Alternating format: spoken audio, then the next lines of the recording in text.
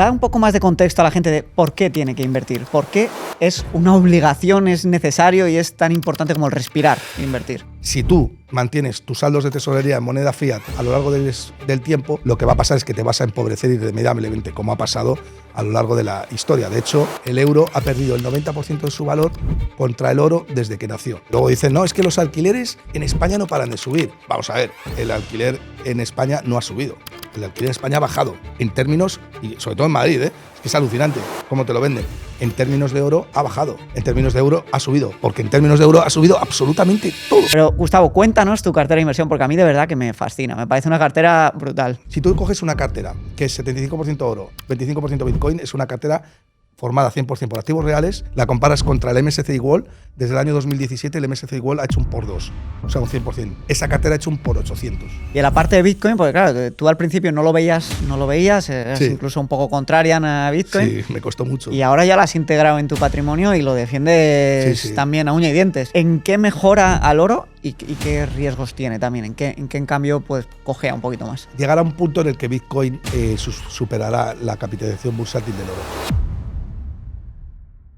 Bienvenidos a un nuevo episodio más del Investalks. Hoy tenemos el placer de tener aquí a Gustavo Martínez. Gustavo hace de todo, lleva mucho tiempo en el mundo de las inversiones, de la gestión patrimonial, de la economía, también la parte de vista de la sociología de la población. Y hoy es un episodio serio que creo que os va a gustar mucho porque vamos a abordar el oro, vamos a abordar cómo invertir en oro, vamos a abordar cómo invertir en Bitcoin, cómo protegerse del robo que nos hacen los políticos y los banqueros centrales vía impuestos y vía inflación, pero le voy a dar paso para que se presente, para que nos cuente un poquito pues, su background y podáis ver por qué merece y mucho la pena escucharle. Bienvenido, Gustavo. Oye, pues muchísimas gracias, Javi. Así es un placer venir a cualquier programa, ¿no? Con esta introducción. Bueno, yo creo que, a ver, si algo he aprendido es porque he mamado desde pequeño pues todo lo que tiene que ver con la inversión. No en vano, yo empecé en el mundo de la inversión siendo broker hipotecario. Recuerdo que tramitaba hipotecas allá por el año 2005-2006 en plena burbuja inmobiliaria, con lo cual yo entré saliendo de la carrera, empecé a ganar mucho dinero, muy poco tiempo, y yo sí que era lo más parecido a ese flipado del lobo de Wall Street, ¿no? Te ponías un traje que ya era más caro, no sé qué, te mirabas al espejo y te creías que eras alguien, ¿no? Y cuando eras un completo imbécil. Hablo por mí, ¿no? Y tuve la suerte y la desgracia de vivir el boom. Yo diría que tuve la desgracia de vivir el boom inmobiliario y la suerte de vivir el crash bursátil o el crash inmobiliario posterior. Porque durante el boom inmobiliario no aprendí absolutamente nada y todo lo aprendí después del crash, ¿no? Con toda la depresión que hubo después. Además tuve la mala suerte que falleció mi padre en el año 2008 y tuve que volver a empezar de nuevo, ¿no?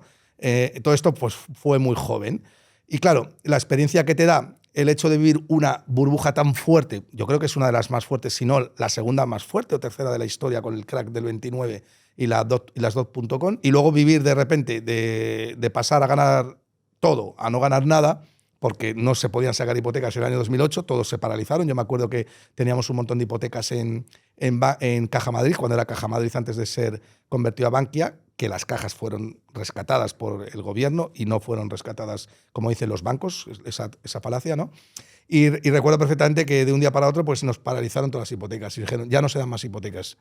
Y a los 2 meses, esto fue en julio del año 2008, a los 2 meses quiebra Lehman Brothers y se cae el castillo naipes, ¿no? Y claro, un chaval de 28 años no sabe, que está acostumbrado a ganar dinero, Javi, pues de repente dice, ¿qué ha pasado aquí? ¿Sabes? Me he pasado de ganar unos cuantos miles de euros por no hacer prácticamente nada a de repente no tener ni un euro en el bolsillo, ¿no? Y entonces eso te da mucho bagaje, te tienes que reinventar. Ahí ya me metí en el mundo de la bolsa, te hablo de hace 18 años, estudié el máster en Bolsa y Mercados Financieros en el IEB. Tuve la gran suerte de tener grandes eminencias como profesores que fueron Álvaro Guzmán de Lazo y Fernando Bernat, que son los 2 gestores actuales de AZ Valor. Y para mí, yo diría que los mejores gestores de Europa, que tienen sobre todo Álvaro Guzmán de Lázaro tiene la virtud de combinar un conocimiento profundo de la escuela austríaca con inversión. Entonces, cuando tú aunas esos 2 conceptos, tienes éxito en la inversión. Y luego, además, es un tío muy competitivo, con lo cual...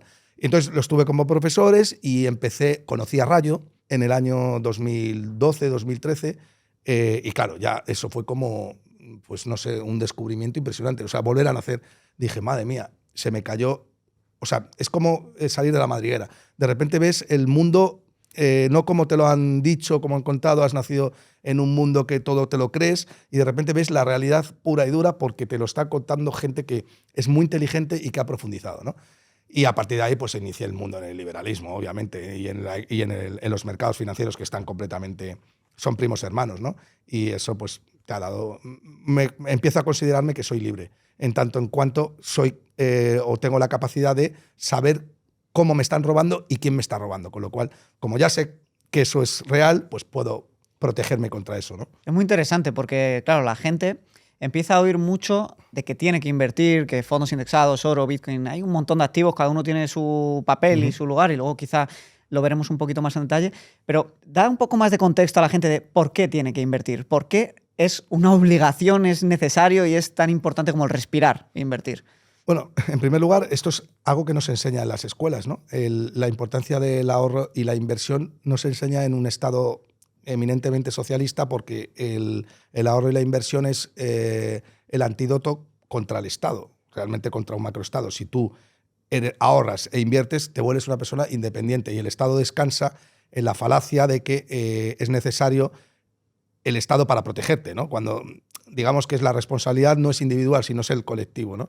Y eso atenta contra ello. Por tanto, en un mundo o en un país, sobre todo como es España, donde desde la escuela no se enseña lo que es el ahorro y la inversión, ya debe empezar a chocarte, ¿no? Como decir, aquí hay algo que me hace pensar. Entonces, si tú dependes exclusivamente del Estado, entonces estás sometido a los intereses arbitrarios de políticos burócratas que maximizan su valor en función de los votos que quieren conseguir y no de la eficiencia, ¿no? De la eficiencia en general, como una empresa, como un empresario que se dedica a obtener beneficios empresariales y para eso tienes que satisfacer una demanda. No, satisfacer a un votante es otra cosa, ¿no? Que no tiene que ver con la eficiencia. Entonces, el Estado tiene una herramienta muy poderosa que es el monopolio de la moneda fiat. La moneda fiat son pasivos o papel que emite los bancos centrales. Es un papel con vencimiento a la orden. Bueno, digamos que hay diversos tipos de dinero. Están los billetes clásicos que podemos tocar, tangibles, que son un 3% de la economía y el resto son depósitos bancarios. Pero son dinero. Y además tienen un vencimiento a la orden. Es decir, el momento en el que yo quiero ese dinero, pues vence, ¿no? Y puedo utilizarlo para comprar cualquier cosa. Son bienes de intercambio indirecto muy líquidos.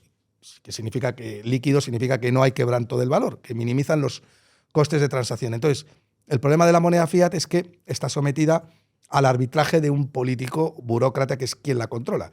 Y como tienes ese poder sometido hacia un político que en el 99% de los casos va a mirar porque le voten, va a utilizar esa moneda fiat para devaluar su precio y poder financiar gasto público y promesas que en el futuro son fáciles de incumplir, ¿no? Entonces, claro, cuando tú tienes ese hándicap, lo que está claro es que sabes que un político, y lo entiendes, va a secuestrar tus ahorros. Si tú mantienes tus saldos de tesorería en moneda fiat a lo largo del tiempo, lo que va a pasar es que te vas a empobrecer irremediablemente, como ha pasado a lo largo de la historia. De hecho, el euro ha perdido el 90% de su valor contra el oro desde que nació. Es decir, todo el que mantuvo euros desde el año 2000, que es muchísima gente en España, o sea, hay muchísima gente con depósitos bancarios por debajo de inflación, ha perdido casi todo su poder adquisitivo. Esto es tremendo, ¿no?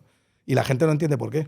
¡Ey! Estoy seguro que vas a disfrutar un montón este podcast y a sacar muy buenas ideas de cara a invertir en 2025. Pero antes de seguir, quería presentarte al sponsor del Investors. Trade Republic es un banco y broker regulado en Alemania y totalmente seguro para ahorrar e invertir a largo plazo. En Trade Republic, el dinero que tengas sin invertir se remunera a los tipos del Banco Central Europeo de corto plazo. En este caso están por encima del 3%. Pero es que además nos permite invertir en las mejores acciones de todo el mundo y en los mejores ETFs sin comisiones, creando planes de inversión recurrentes cada mes, que ya sabéis que yo creo que es la mejor opción para invertir a largo plazo, un buen DCA. Pero además, si quieres hacer una única compra, también puedes, por supuesto, y la comisión es únicamente de €1 por acción o por ETF. Te dejo abajo toda la info en el comentario fijado y en la descripción y los términos y condiciones. Oye, seguimos con el podcast. Sí, incluso el propio dólar desde 1930 en la página de la Reserva Federal. Esto no son conjeturas nuestras en Twitter o en vídeos de YouTube.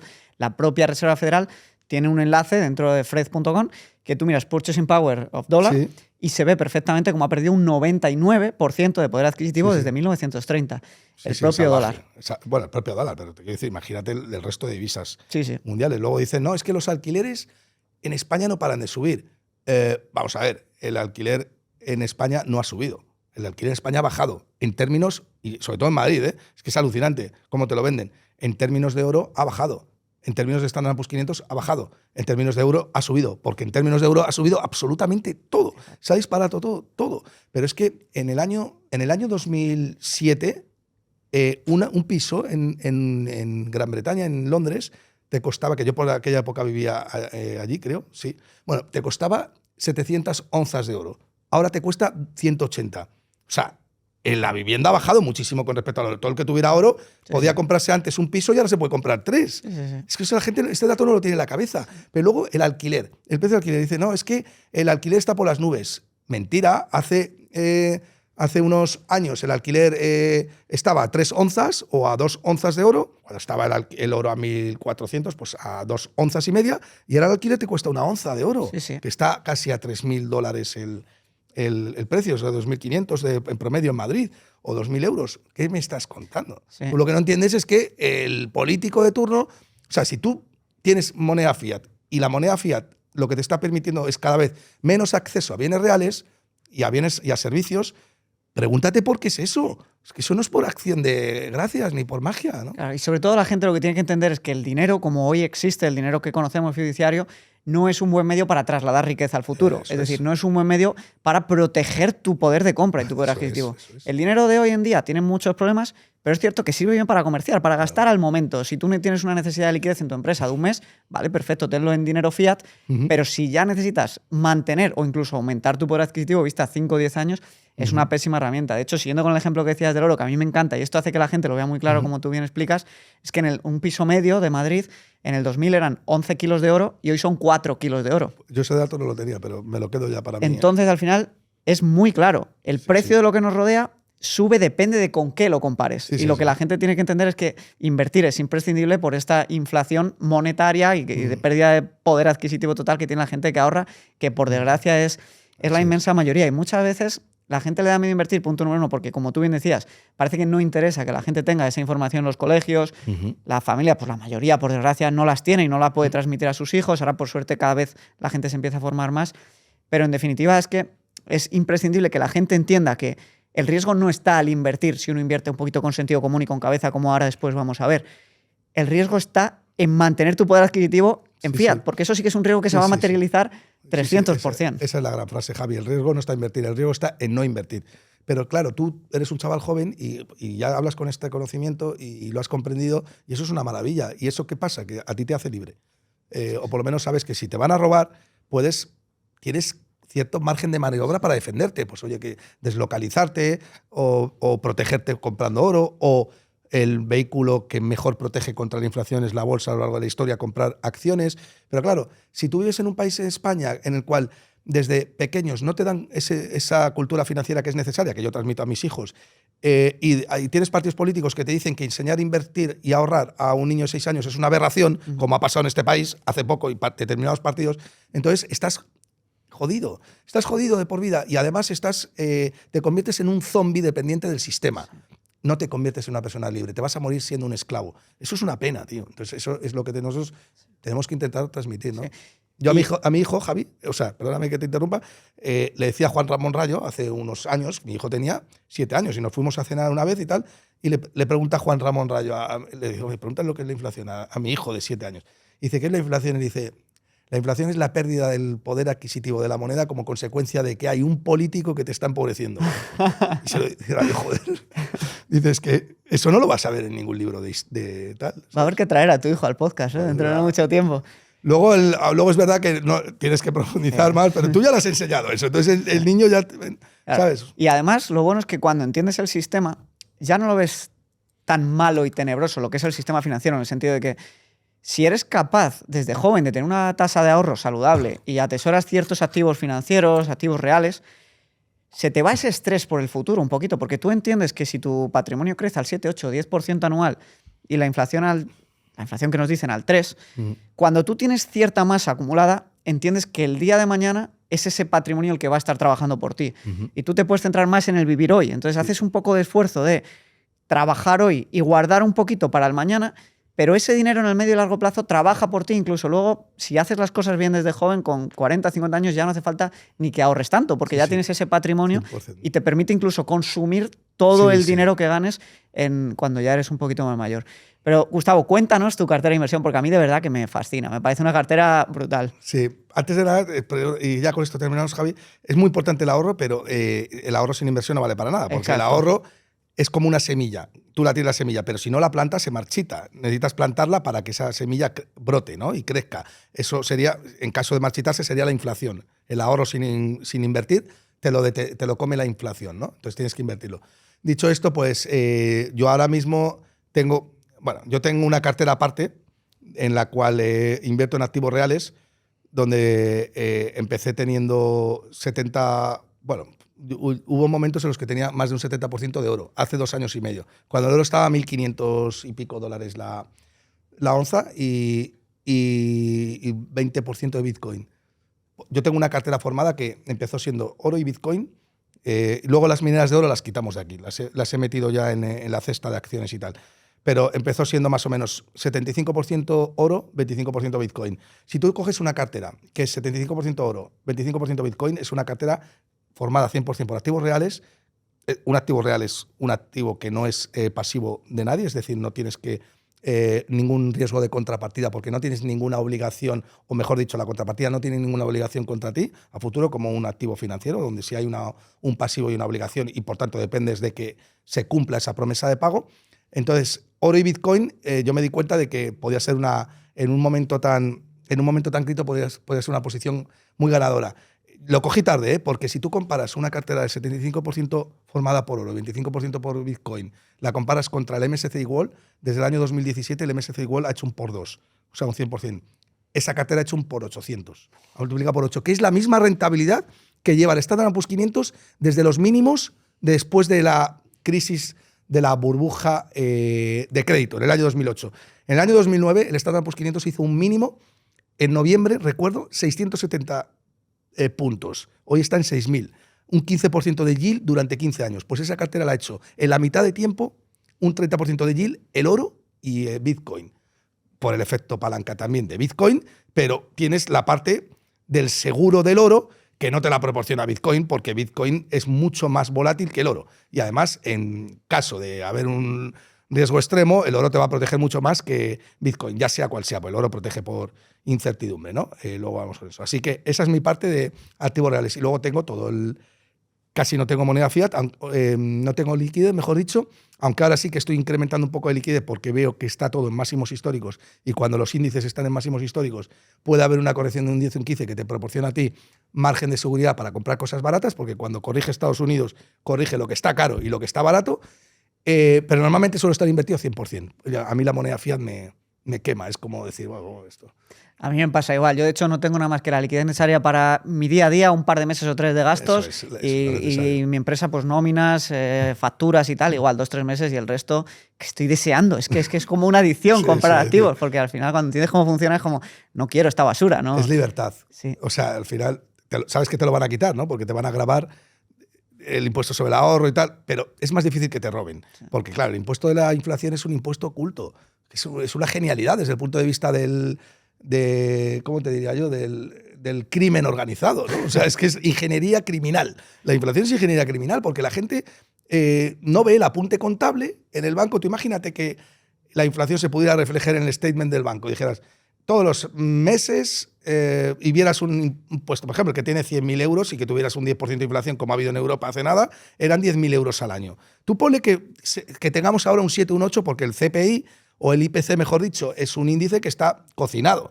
Tú imagínate, se te dice que bueno, tienes un 3 ahora, pero seguramente sea un 6 o un 7. Tú imagínate que tuvieras el apunte contable de los 10.000 euros sobre 100.000, que sería la inflación anual, Imagínate que pone inflación 1.000 euros, inflación y 1.000 euros, más que el alquiler de lo que pagas de cualquier casa normal. O sea, la gente saldría a la calle y diría, no me robáis más, o sea, no me robáis más. Pero claro, está tan bien diseñado, macho, que no se entera nadie. Y fíjate, en un país como España, donde la ignorancia es el deporte nacional, que es fácil decir, el empresario ha subido el precio del yogur, su normal. Perdóname, pero ¿cómo va a subir el precio del yogur el empresario? Algo tan sencillo como un yogur que la competencia te puede bajar el precio un céntimo y entonces pierdes toda la cuota de mercado. Es que no tienes ni idea, tío. O sea, pero es que además lo grave es que luego sale el político de turno diciendo hemos bajado la inflación. Sí. Cuando ha bajado de un 7 a un 3, lo que quiere decir es que si un año habías cogido 7 kilos de peso, el año siguiente con tus 7 nuevos has vuelto a coger un 3% más sobre los que ya tenías. O sea, está todo lleno de incongruencias. Es criminal, es criminal. Es que juegan con la ignorancia de la gente de una manera brutal. Pero bueno, aquí estás tú, ¿no? Para intentar en la medida de lo posible que no se engañen menos, que no se engañen menos. Total. ¿No? Y Gonzalo, tema oro, ha sido el mejor activo desde el 2000. Ha superado incluso al SP500 en estos últimos 24 años. ¿Puedes dar un poco más de contexto histórico de por qué el oro es tan resiliente, por qué es tan potente y por qué uno puede estar tranquilo teniendo una parte importante de su patrimonio protegida en oro? Para eso es que dices es muy importante porque el oro, bueno, sin no caer mucho en el cherry picking, porque ha habido ciclos en los que el oro ha caído, pero bueno, a largo plazo, si cogemos el último cuarto de siglo, el otro me decían, me acusaban, no, es que estás haciendo cherry picking. Digo, no, es que el cuarto de siglo son 4 siglos, son 25 años. Si coges los últimos 25 años, Javi, desde 1999, el oro ha subido más que el Standard & Poor's 500, el total return, el que tiene en cuenta los dividendos que pagan las empresas, es decir, el grande. Ha subido un 9 y pico % de yield, de tasa interna de rentabilidad, desde ese año tras año, durante 25 años. O sea, la gente dice, no, es que el oro es un protector de inflación. ¿Qué va? No es un protector de inflación, es un activo muy rentable también. No solamente te protege contra la inflación, sino que además es súper rentable, ¿no? A largo plazo, ¿no? Entonces, tú cuando me dices a mí que entender la importancia del oro, pues tienes que entender la importancia del oro porque desde el año, desde que se pone fin al Tratado de Bretton Woods, firmado en el año 1944, donde el Tratado de Bretton Woods, para que la gente lo entienda, fue un sitio donde tras la Segunda Guerra Mundial, Estados Unidos sale muy airoso, está adquiriendo una posición de liderazgo mundial, prácticamente es Estados Unidos quien consigue terminar con las guerras mundiales, y claro, llega el Bretton Woods y dicen, bueno, vamos a ver qué hacemos ahora con el patrón oro. Y Estados Unidos pues se le ocurre la brillante idea, por cierto, luchaba contra los ingleses, donde estaba Keynes, fue el que presentó la propuesta de una moneda única ligada a las commodities, que sería el Bancor, ¿no? Fue una completa chapuza y además los americanos, hay varios países presentaron sus propuestas, pero los americanos tenían muy claro que se iba a hacer lo que ellos dijeran, que para eso eran los líderes del mundo, ¿no? Entonces los americanos, que fueron muy inteligentes, dijeron, mira, vamos a hacer una cosa. Para tener todos la misma ventaja, vamos a hacer una cosa. Vuestras divisas las fijáis con respecto al precio del dólar y nosotros con respecto al oro. Al día siguiente, pues ya sabes que empezaron a emitir más dólares de los que tenían, de las reservas de oro que tenían, hasta que en el año 71 Nixon dice, mira, fuera el Tratado de Bretton Woods.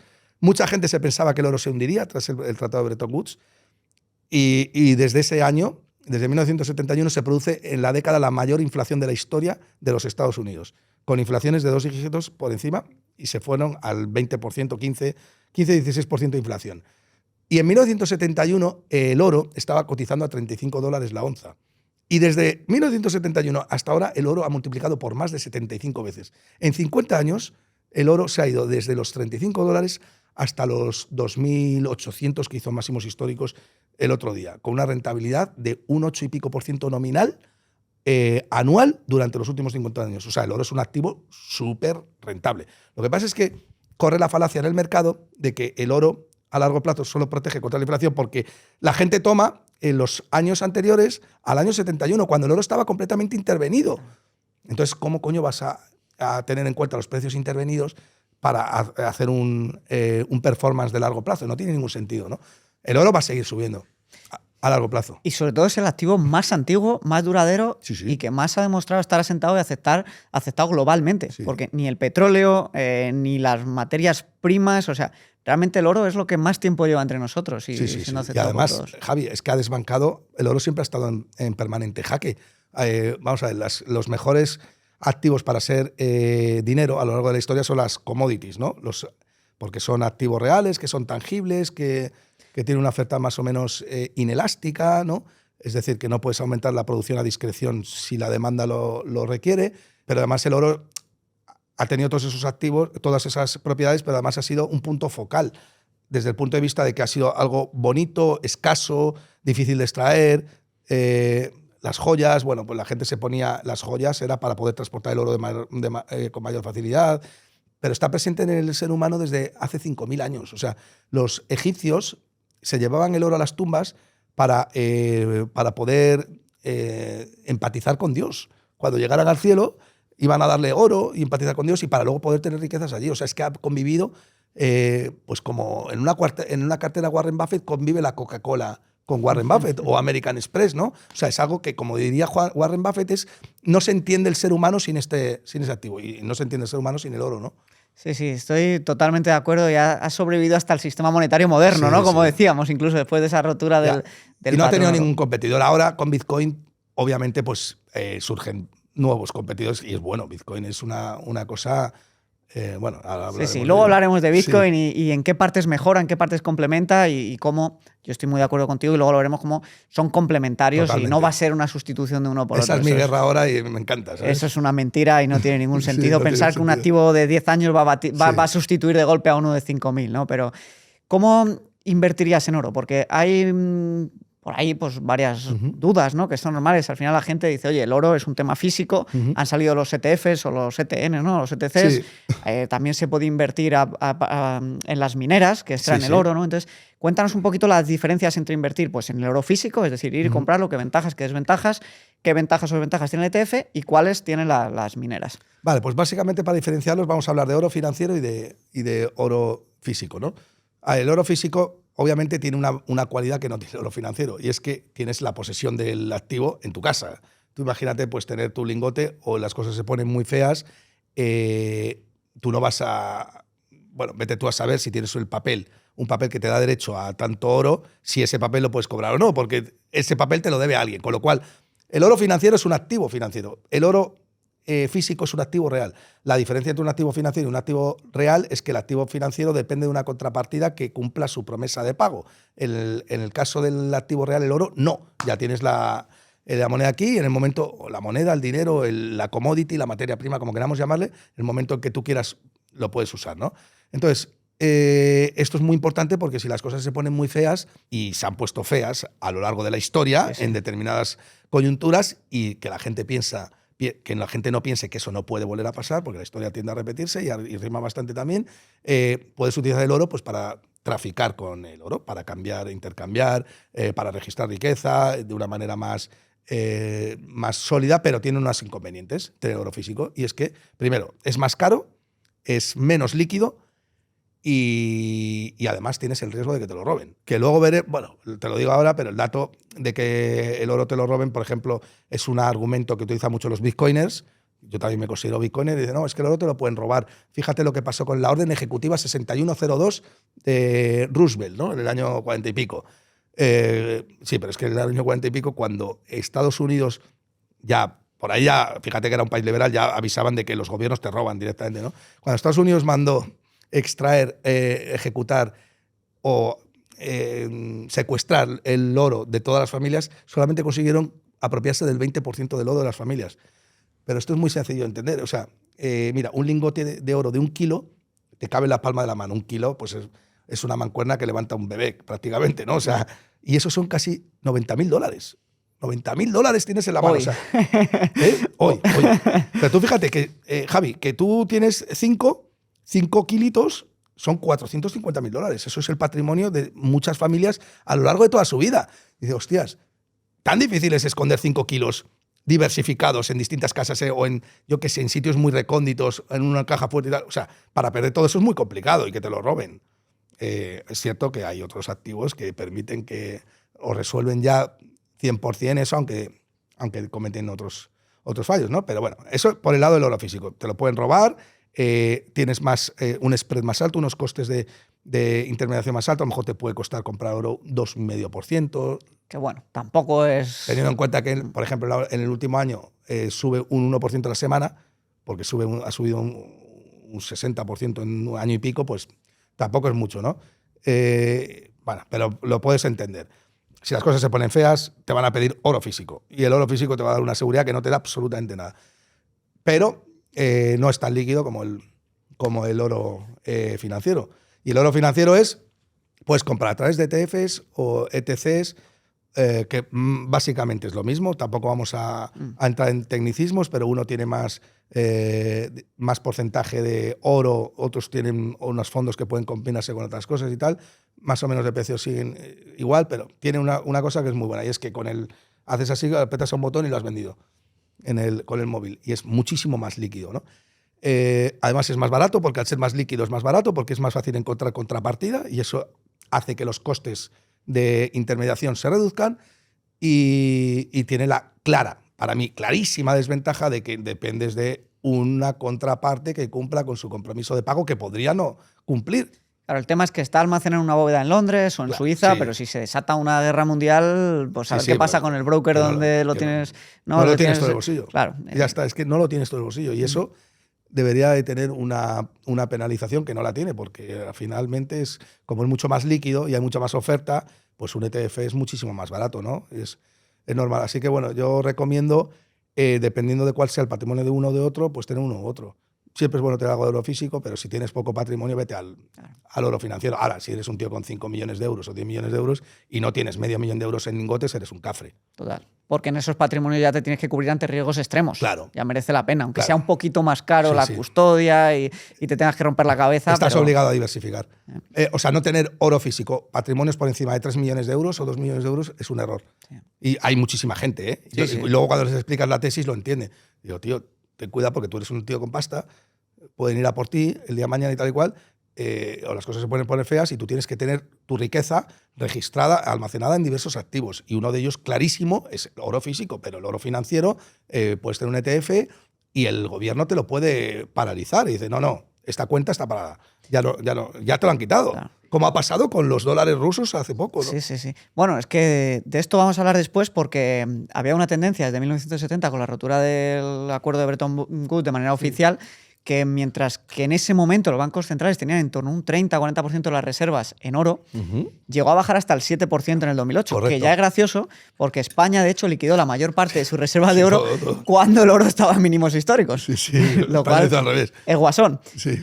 Total, que ahora desde entonces, del 2009-2010, cuando le volvieron a ver las orejas al lobo y el sistema financiero se puso en jaque y estuvo todo a punto de petar, está volviendo a haber otra tendencia, que los bancos centrales están recomprando. Incluso hay países como Polonia que dicen que van a llegar al 20% de las reservas. Sí. Y lo que tú acabas de explicar es muy importante, y lo hemos hablado en el canal alguna vez, y es que ante la pérdida de confianza y estas tensiones geopolíticas que están subiendo entre el bloque de las democracias y las dictaduras, China, Irán, Rusia, y con las sanciones al euro, al dólar, les embargan todos los depósitos en dólares. Claro, Rusia dice, ostras, yo no voy a justificar la fuerza de mi economía o voy a depositar mis divisas en dólares para que cuando llegue un enfrentamiento me las quiten, sino que necesito el activo real, necesito oro. Correcto. Bueno, yo que lo has definido perfectamente. O sea, estamos en un mundo donde claramente ha dicho Donald Trump que nos vamos hacia una guerra de divisas. Voy a poner aranceles, quiero fortalecer el dólar. Luego, al margen de que el propio Trump no se lo crea a nadie. Yo, al menos, como soy contraria por naturaleza, tiendo a desconfiar del político por naturaleza. Me da igual si es liberal, comunista, lo que sea, desconfío del político. Es más, desconfío más del político liberal que del comunista, porque al comunista le veo venir. Al liberal, pues digo, este tiene tara. O sea, ¿cómo puede ser que sea liberal y político, no? Entonces, eso me produce a mí un dilema, ¿no? Una disociación mental. Pero bueno, lo que te quiero decir es lo que acabas de decir tú. Donde Trump te está avisando de que va a haber una guerra de divisas, obviamente, pues, ¿qué hace un PER o un competidor nato como es China? Y como son los BRICS, porque los BRICS están haciendo el paripé con la desdolarización. La desdolarización es un completo paripé. Y que les ves ahí a los cuatro monos hablando, el dólar, no sé qué, el dólar no va a romper la hegemonía nunca. Pero han tomado una brillante decisión que para mí sí que ha sido muy buena, y es que se han puesto a comprar oro. O sea, si tú quieres fortalecer el balance del Banco Central, tienes que fortalecerlo con un activo que no te puedan confiscar. Porque el oro, el dólar es el activo refugio por excelencia, pero para los americanos y para los europeos, pero no para los BRICS como competidores, porque si tú tienes dólares y entramos en un conflicto, te los pueden quitar, con lo cual tú estás evaluando mal la TIR del proyecto, es decir, la TIR del activo refugio. Coño, si te lo pueden quitar con tanta facilidad como lo hicieron a Rusia cuando en el conflicto de Ucrania le embargaron 300.000 millones de dólares, macho, si quieres competir contra una potencial inflación también que pueden devaluar el dólar a discreción, tendrás que protegerte contra algo que no sea devaluable por los americanos. Los americanos han creado la inflación del año 2022 y la han exportado ellos. Y han conseguido hacer una cosa que para mí fue una genialidad, y es hundir el resto de divisas a mínimos históricos. En plena relato de la desdolarización, cogen los americanos, exportan una inflación del 10%, y hunden el yuan a mínimos del año 2006. Y te dicen, a ver quién quiere yuanes ahora. Y se quedan los chinos y se meten en una gran inflación y luego en una gran deflación. Saca a los chinos así. Coño, ¿qué vas a hacer ante un escenario tal cual? Tal, pues joder, macho, tienes que tomar alternativas distintas. Lo que acabas de decir, Javi, tienes que refortalecer tu divisa a base ¿de qué? De colateral. ¿Y cuál es el colateral más fuerte que no puede ser embargable? Pues el oro. Y eso es lo que han hecho, comprar oro. Se han tirado 18 meses comprando oro. Ahora llevan 6 meses sin comprar, pero no te preocupes que volverán a comprar. De hecho, yo creo que están saliendo noticias por ahí de que aparecen 3 millones, lo que diga, no sé cuánto y tal, para rebajar el precio. Sí, lo que Gustavo está diciendo es que apareció una noticia de que habían descubierto no sé cuántas reservas de toneladas de oro en China para intentar bajar el precio, es teoría, ¿no? Y comprar más barato y tal. Pero sigamos por donde estamos, que estaba siendo muy didáctico para la gente con tema de ETFs. Ya hemos visto ventajas y desventajas del oro físico, ventajas y desventajas del ETF, y faltaría por entender un poquito el tema mineras, ¿no? Que son empresas que se dedican a extraer el oro, entiendo, tratarlo, y no sé si comercializarlo también o simplemente venderlo. Pero hemos visto en el mercado últimamente que no ha venido acompañada la subida del precio del oro, de la materia prima, con la subida de las mineras. ¿Qué pasa ahí un poco? ¿Cómo es esa relación y qué riesgos hay? Vale, me alegro que me hagas esa pregunta porque luego, efectivamente, está la tercera pata. Teníamos oro físico para invertir, oro financiero y luego acciones productoras de oro o acciones que tienen derechos de ventas, como las royalties. Por tanto, tendríamos 2 patas más, mineras de oro y empresas de royalty.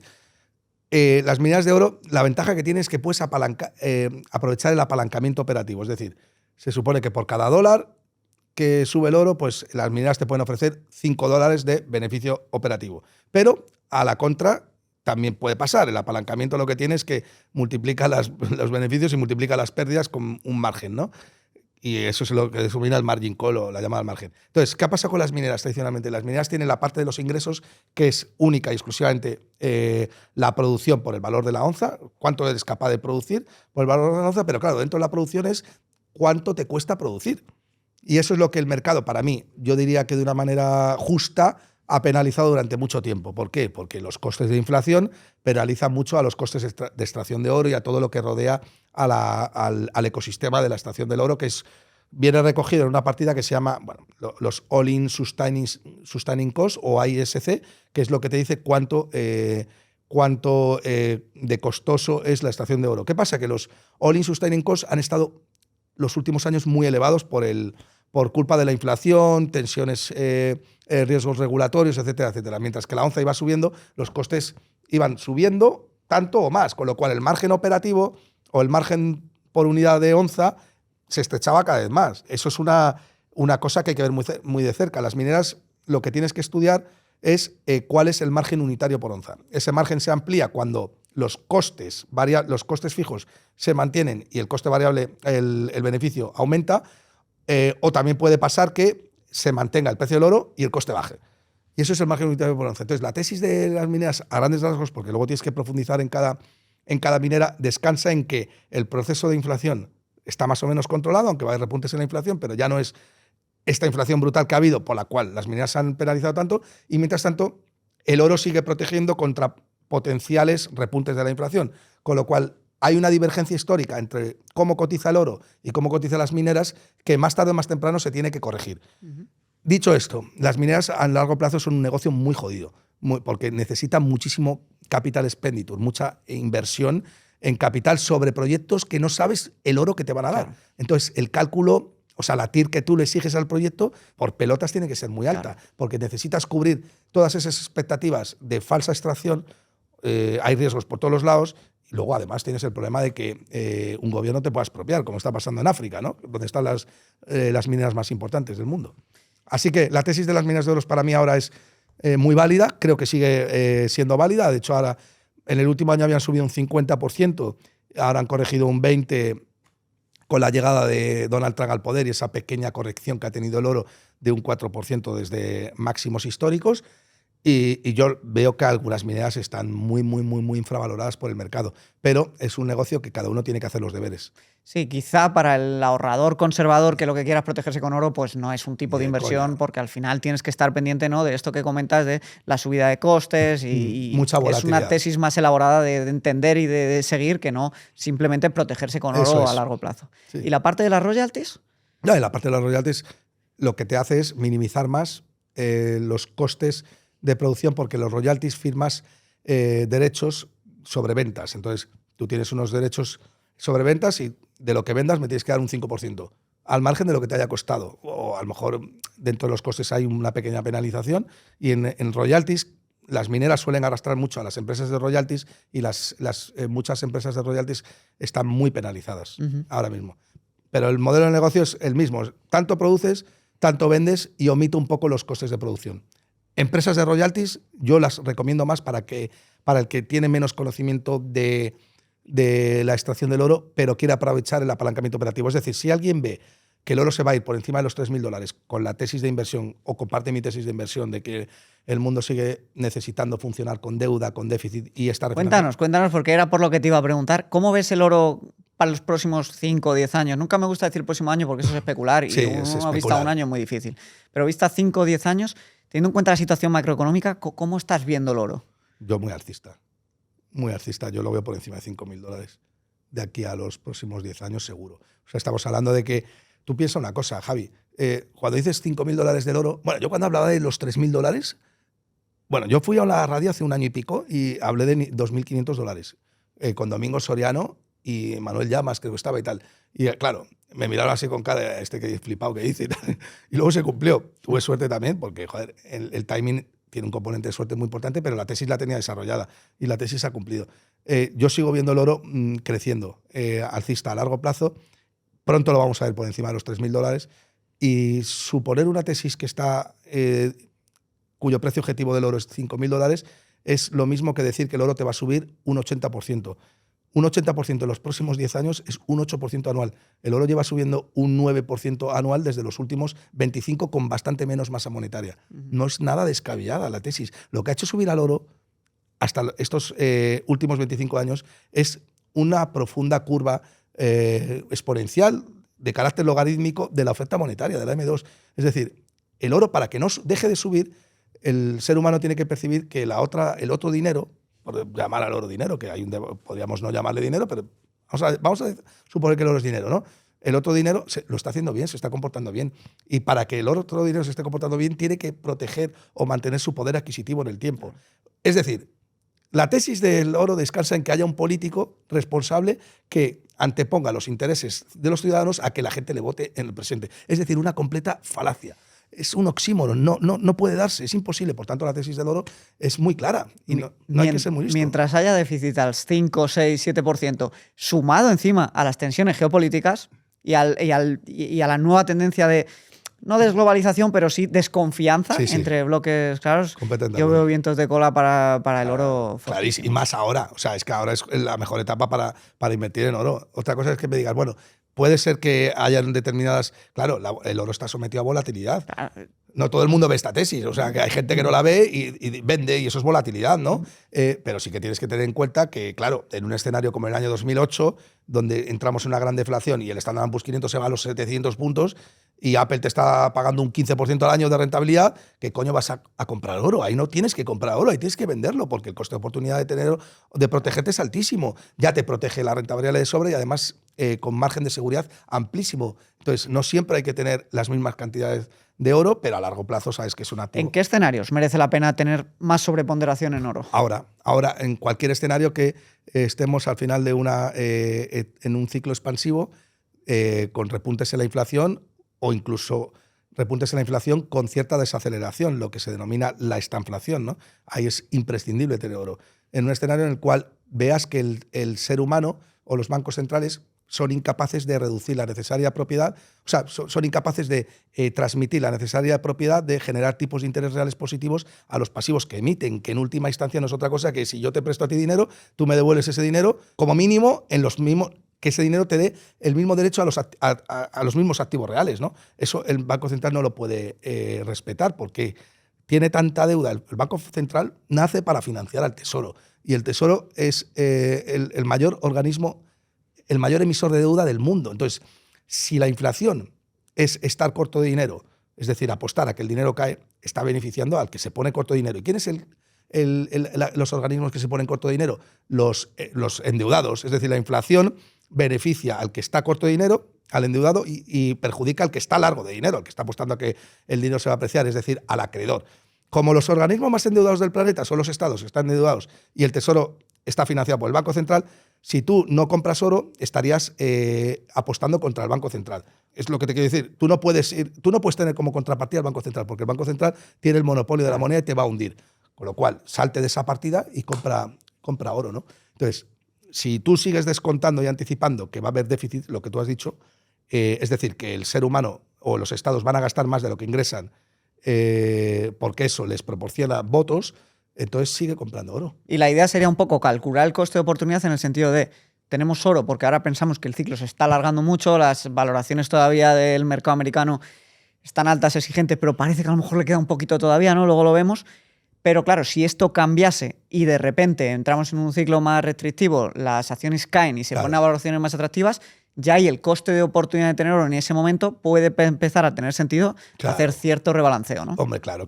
Es que si el coste de oportunidad sube de tener oro, pero ¿cuál es un coste de oportunidad alto de tener oro? Pues el resto de rentabilidad de los activos más o menos seguros. El activo más seguro que existe en la bolsa es la renta variable, porque si tú compras Standard & Poor's 500, joder, pues es difícil que las 500 empresas más importantes del mundo quiebren, ¿no? Las que tiran del carro, ¿no?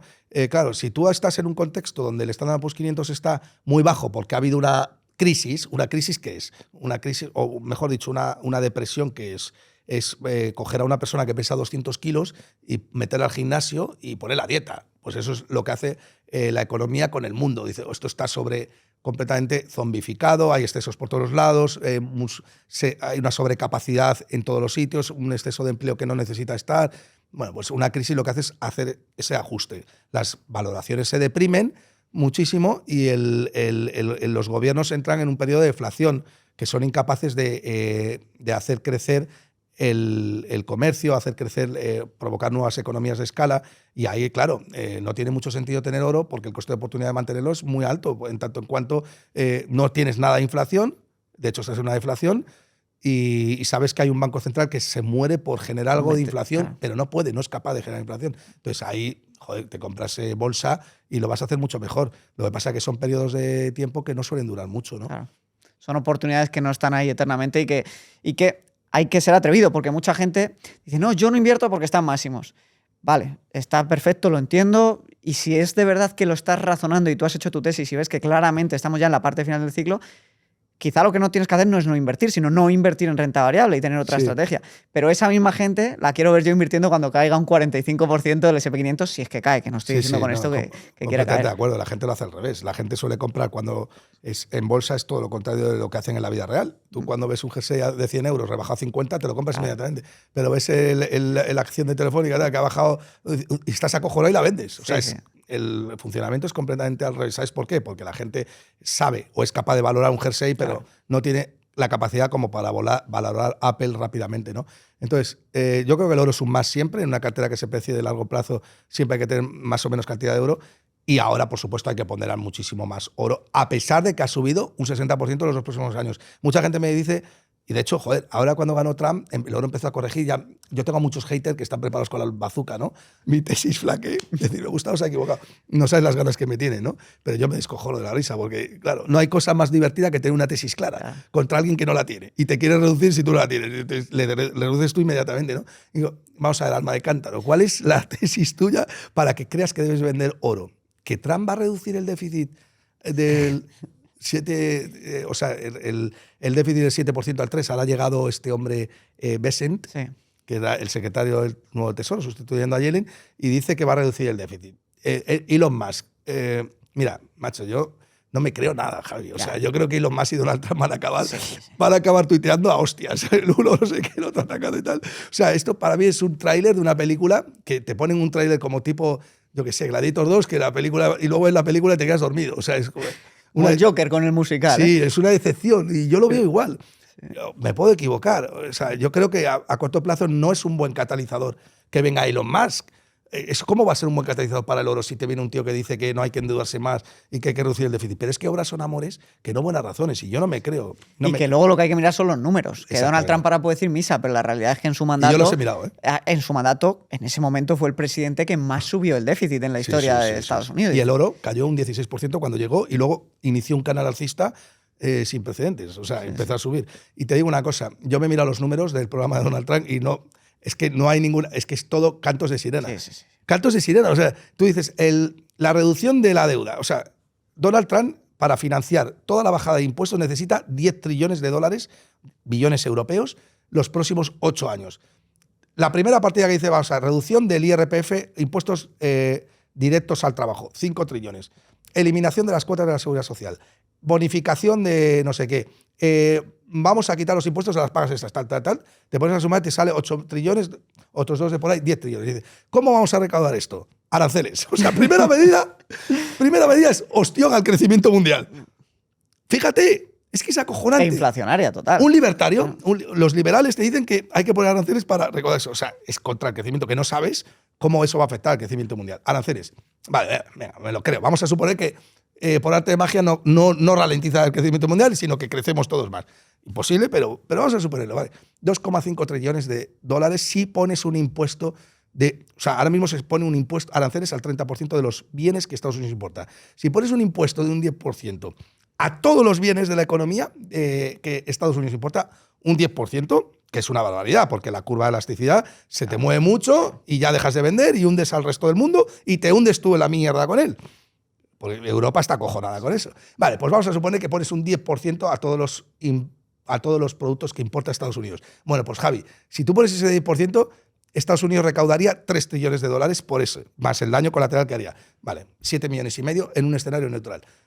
7,5 millones de billones, perdón, 7,5 billones europeos o trillones americanos de déficit los próximos 8 años es la misma masa monetaria que se ha impreso desde el año 2020 hasta ahora, desde los 15 hasta los 20, más masa monetaria, desde los 15 hasta los 20 que nos produjo esta inflación de 2 dígitos, en 8 años. Es decir, vuelves a tener inflación sí o sí. Que es la mitad, un poco menos de la mitad del market cap del oro. Exactamente, sí, la mitad. O sea, vas a volver a tener inflación. Lo único que te puede contrarrestar esa tesis es que la inteligencia artificial se desarrolle muy rápido, pero no sabemos en qué término ni nada. O sea, no puedes vender oro contra la tesis de la inteligencia artificial sin saber lo que eso puede producir, ni en qué momento, ni cuándo, ni nada. Porque hasta ahora tenemos el ChatGPT que te hace algunas cosillas, pero no, la producción fuerte no ha llegado todavía, no sabemos cuándo va a llegar. Eso será deflacionario de por sí, pero de momento no está, así que tienes que poner en valor eso. Entonces, macho, de verdad, que yo lo estoy diciendo por ahí y tal, y me la estoy jugando otra vez. A mí me encanta jugármela siempre, Javi, y un día me voy a llevar una hostia de cojones. Pero bueno, por lo menos habré sido sincero con mi tesis. Te digo que demuéstrame con números, con una hoja de cálculo, con un Excel, cómo te vas a cargar, cómo vas a generar superávit, cómo vas a reducir el déficit, cómo vas a hacerlo creciendo. Y cómo no haciendo, sobre todo, cómo no vas a hacerlo sin hacer titular aquí, sin tomar medidas antipopulares como las que hizo Volcker en el año 1980, que le costó la administración a Carter. Tío, lo demás, pues mira, ¿qué quieres que te diga, sabes? No, lo veo, pero 100% igual que tú. Y en la parte de Bitcoin, porque claro, tú al principio no lo veías, eras Sí. incluso un poco contraria a Bitcoin. Sí, me costó mucho. Y ahora ya lo has integrado en tu patrimonio y lo defiendes Sí. también a uña y dientes. Entonces, cuéntanos un poquito. Qué lástima. ¿En qué mejora al oro y qué riesgos tiene también? ¿En qué en cambio pues cojea un poquito más? A ver, yo con Bitcoin tuve mi propio... Bueno, yo al principio pues, me lo pasaba de puta madre porque yo siempre soy un value investor y, joder, para un value investor de repente te viene un activo como Bitcoin y eso supone romper todos tus esquemas mentales de valoración.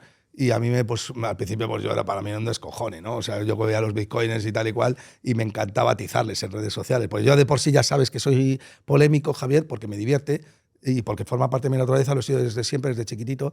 Y entonces yo veía a los bitcoiners y me picaba con ellos. ¿Pero en cuánto los valores? ¿Pero cuál es el precio objetivo? Y tal y cual. Y de repente, pues pues no sé, pues poco a poco veía a Manuel Polavieja, a Rayo, que hablaban de ello, y digo, coño, no puede ser, tío. Sí, aquí me estoy equivocando yo, ¿sabes? Y entonces empecé a interiorizarlo y me di cuenta que la tesis de Bitcoin era exactamente igual que la del oro. O sea, descansaba en la privacidad y en la protección de tu patrimonio, con el añadido de que con Bitcoin tenías la oportunidad de que nadie, absolutamente nadie, porque con el oro, cuando compras oro, tienes que dejar tu DNI, pero con Bitcoin, pues quedas con alguien, compras Bitcoin y tal, puedes saber que nadie, absolutamente nadie, sepa que tengas Bitcoin. Entonces, empecé a estudiar un poco y me di cuenta de que es un activo valiosísimo. Y luego, además, el mercado te lo ha dicho. O sea, ningún activo ha subido tanto como Bitcoin en la historia en tan poco tiempo y, desde luego, no porque fuera una burbuja, porque ya ha sido testeado a distintas partes del ciclo, no una parte grave del ciclo en la que haya una lucha por la liquidez brutal, que Bitcoin caerá, pero aguantará, pero sí que te das cuenta de que el mercado te está diciendo algo y hay una parte del mercado que tiene razón, ¿no? Y sin estar sostenido por bancos centrales que le echen una Claro. mano en momentos de dificultad, lo cual es... De hecho, algunos bancos centrales como Estados Unidos están siendo inteligentes en aliarse con él, ¿no? Si no puedes con tu enemigo, pues alíate con él, ¿no? ¿Qué va a pasar con Bitcoin a futuro? Pues, hombre, yo creo que va a seguir subiendo con sus periodos fuertes de volatilidad. Esa es el gran hándicap que tiene Bitcoin, la gran volatilidad que tiene. No le permite a todos los usuarios llevarlo, porque dime tú, Claro. ¿quién coño va a aguantar un 20% de volatilidad en un mes? O sea, ¿quién mete 100.000 euros en Bitcoin y de repente ve 76.000 y no se le ponen aquí? Contra una tesis de inversión que descansa en la pura filosofía. Y con una gráfica de 14 años. Sí, es que es alucinante, Javi. O sea, el Bitcoiner es un tío que tiene que hacer o sea, Es un visionario. Está hecho de otra pasta, claro. Sí. Y luego es una cura de humildad, Bitcoin también, porque hay una palabra, ya una frase muy extendida en el mainstream, dice que cada uno lleva Bitcoin al precio que se merece, ¿no?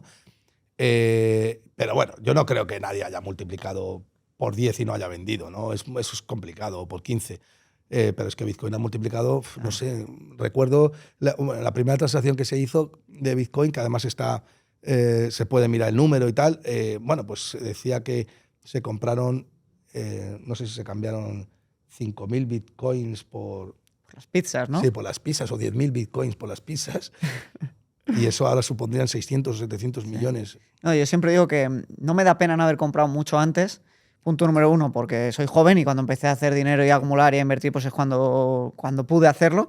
Y punto número 2, porque si hubiera comprado a $20, los hubiera vendido a 300, 200, 150 y luego hubiera vuelto a comprar y luego me hubiera comido una caída. Entonces, cuando te crees la tesis y también la entiendes en profundidad, es cuando más puedes invertir con una parte significativa de tu patrimonio y aguantar la subida sin tomar ese beneficio rápido. Es muy difícil. O sea, quiero decir que es que somos seres humanos, tío. Y yo he tenido empresas muy buenas que he multiplicado por 3 y las he vendido.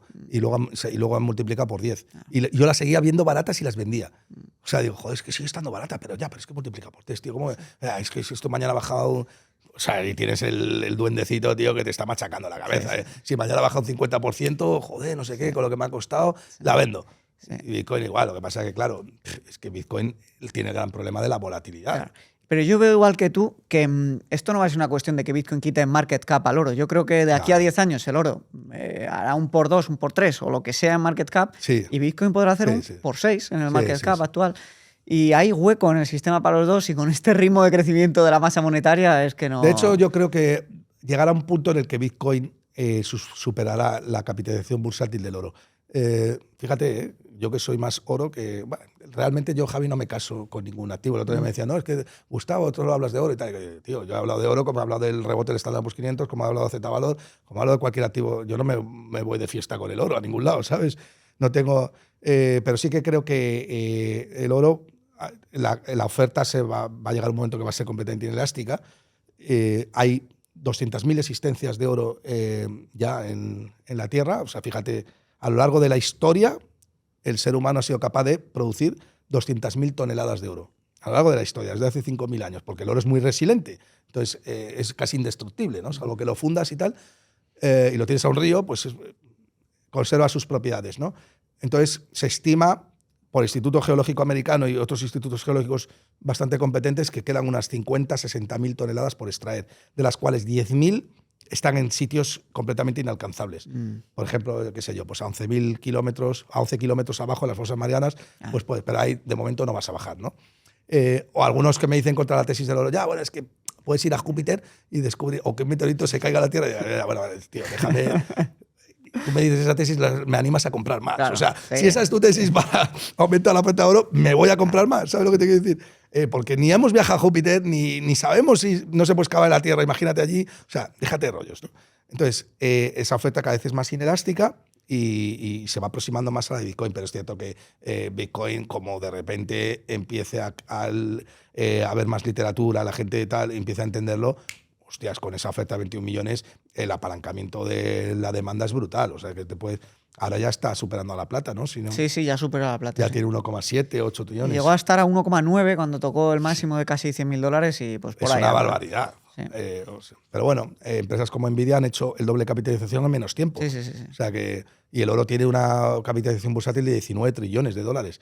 Entonces, bueno, yo creo que lo terminará por.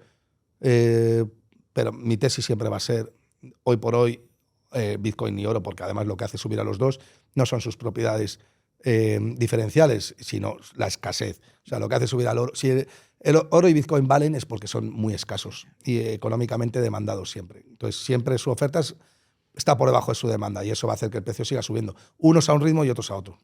Bueno, ya ves que a nuestro invitado Gustavo le encanta la inversión a largo plazo en oro y en Bitcoin y que ve muchos potenciales alcistas todavía para estos activos. Recuerda que si quieres invertir en este tipo de productos puedes hacerlo a través de ETFs o incluso en la compra directa de Bitcoin a través de nuestro sponsor Trade Republic y las comisiones son muy sencillas. Si haces una compra única pagarás solamente €1 de compra y de venta, pero si haces un plan de inversión para invertir a largo plazo y recurrentemente con un buen DCA no pagarás ningún tipo de comisión. Y además el efectivo es remunerado a los tipos del Banco Central Europeo y por tanto perderás el mínimo poder adquisitivo incluso con el dinero que no tengas invertido. Echa un vistazo abajo al enlace en la descripción y en el comentario fijado y lee los términos y condiciones. Seguimos.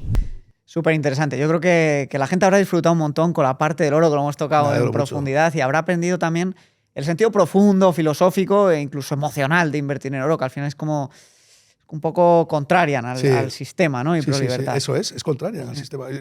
La tesis de oro y de Bitcoin es la misma.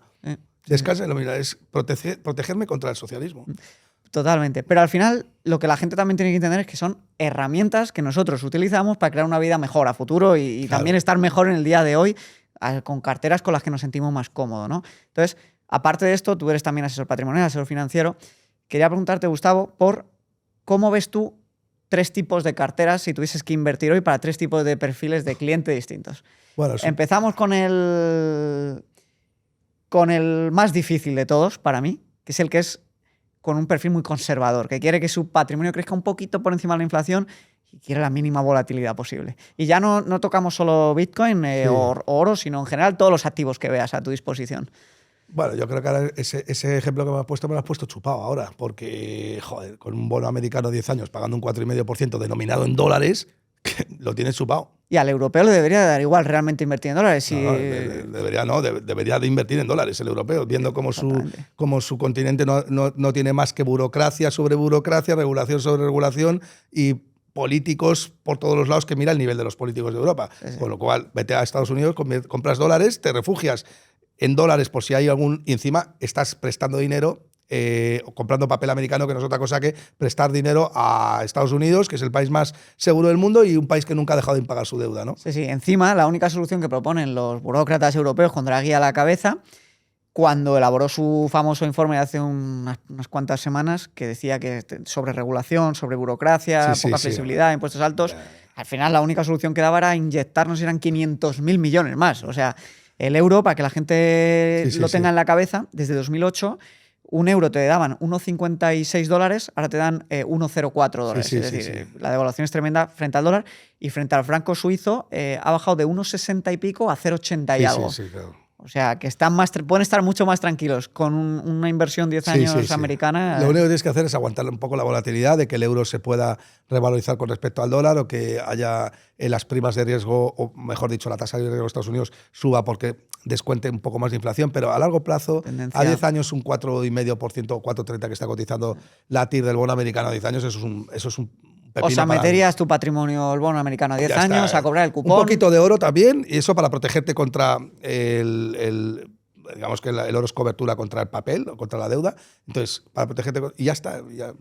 ¿Para qué vas a cometer la cabeza con bonos corporativos, con no sé qué, con la duración y tal? Haces eso, 4,5% al año, y ya tienes protegida tu patrimonio contra inflación. Y a correr. Un perfil más moderado. Oye, me gustaría un 5 o 6% de retorno, asumo un poquito más volatilidad. Pues ese jubilado, ¿no? Ese prejubilado que todos tenemos en la cabeza, que ya ha sido capaz de atesorar un patrimonio, e incluso a lo mejor antes estaba en 90-100% renta variable, pero quiere empezar a migrar a una cartera un poquito más conservadora. Pues fíjate, me hago más esa pregunta porque todo el mundo diría, un 60 renta variable, el famoso mix, ¿no? Sí. 40% renta fija. Pero si tú te construyes una cartera que es 60% renta variable, 40% renta fija, a los últimos 25 años vas a tener un 6 o un 7% de rentabilidad, pero menos rentabilidad que si te construyes una cartera 60% renta variable, 40% oro. Es decir, y a largo plazo, igual, en todos los años que lo midas, la cartera formada por 60% bolsa, supongamos un ETF del MSCI World, indexado al crecimiento mundial, más 40% renta fija, lo hace peor que la cartera formada por 60% MSCI World, 40% oro. ¿Y en términos de volatilidad también? Sí.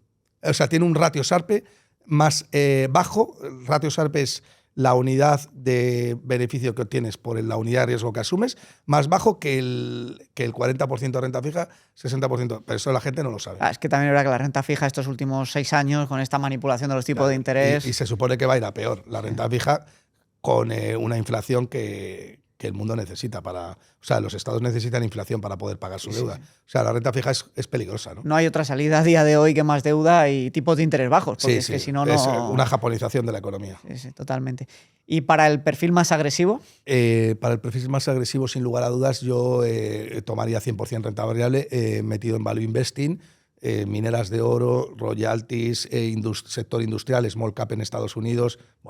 Puedes hacer una cartera súper guay ahora. O sea, ¿crees que ahora estamos en un momento de ciclo para apuestas como la decía de Álvaro con Advalor, que hacen un trabajo fantástico, y pasarnos a una parte más de empresas tipo valor en este momento del ciclo? O sea, yo creo que estamos en una parte en la cual hay que tener algo de liquidez porque los índices están en máximos históricos. Y eso puede hacer que tanto lo caro como lo barato caiga en caso de que haya una corrección, pero sí que hay muchos small caps que están muy penalizados por el ciclo, mucho sector industrial también en Europa, fíjate, que está penalizado. O sea que en general un 90% ahora a largo plazo lo va a hacer bien si estás posicionado en eso y fuera de los índices. Yo no los tocaría ni con un palo. ¿Esa liquidez la tendrías en oro? No, la liquidez la tendría preparada para… El oro ya tengo un posicionamiento, lo tendría 20. ¿Y en porcentajes, por aclarar? Pues, por ejemplo, tendría un 10% de liquidez, tendría entre un 20 y un 25% de oro, y para ese perfil agresivo el resto renta variable. Vale, pero no, la liquidez, o sea, el oro es liquidez, ¿no? Pero lo dejaría aparte, porque tienes que tenerlo preparado para comprar directamente acciones. Súper interesante, Gustavo. Pues te agradezco un montón todo el contenido de valor que nos has dado. Lo he disfrutado un montón, la charla. También, se me ha pasado volando, macho. Yo creo que la gente habrá aprendido muchísimo sobre oro. Les animo a todos a que te sigan en tu Twitter. Quién sabe si algún día te animarás con @ Gustavo Bolsa. No, porque hay gente muy buena ya, que ya estáis ocupando ese espacio. ¿Para qué veis yo ya? Ojalá. Si tienes un tío como Javi ahí ya no pinto nada, ¿no? Qué bueno, pues muchísimas gracias. Y nada, les animo a todo el mundo a que te sigan y quién sabe si el día de mañana podemos repetir podcast y hablar un poquito más del sistema monetario, de cómo funciona la impresión masiva de dinero, más de esta parte de economía que hoy no la he querido tocar mucho porque es una madriguera en la que te puedes meter y profundizar y pasarte horas hablando. Y teníamos la intención de que fuese algo muy didáctico y que la gente pueda aplicar. Yo vendré encantado otra vez, Javi. Pues ha sido un placer y mil gracias por estar aquí.